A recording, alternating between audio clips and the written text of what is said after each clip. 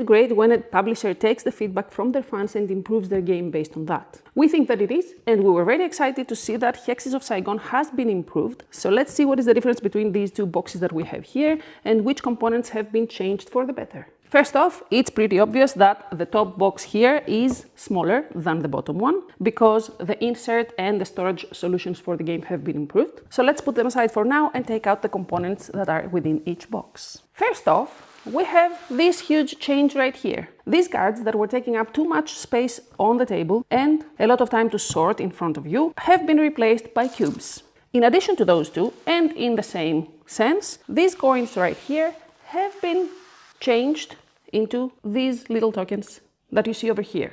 Of course, this doesn't seem like much, but as soon as you see the player boards, you will realize how much easier our life has become while playing the game. Previously, we had these little guys here. Now, we have proper player boards. I'll keep one of these here to show you exactly what I mean. It's double layered, as you can see, and it replaces this one here. It keeps the same information on the board, but it has spaces for income trackers. Whenever you have an area that would give you a resource of a specific type, you place a cube here to remind yourself that every time you take income, you would take one of these 3 resources. Similarly, you place one of those here to track how many gold you would receive during an income phase.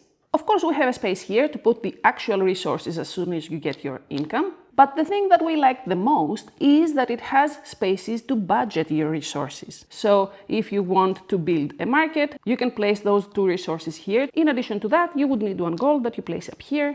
So now you have reserved those resources for the plan you have for your turn. You can do this with everything, including movement, teleports and stuff. So this is the new double-layered board that replaces the old one. This, of course, is the main difference that had a huge impact on the speed of the game and the ease of planning.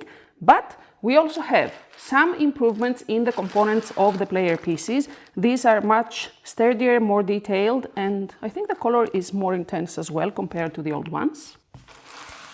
And of course, since the cards have been changed to cubes, they also changed everything that was connected to that. So we have new spell cards that show the resources in cubes instead of cards, new spell books that do the same, a completely new rule book, and finally, the 4 new player references. We absolutely loved this change. We had commented on how the cards slow down the game. They were taking up space, they were taking up time, and now the game flows much faster. The double-layered player boards work perfectly, and we are excited for those changes. The game is currently on Kickstarter on the upcoming project, so if you are interested in following and keeping up with the updates, go follow them there. I will put a link in the description below.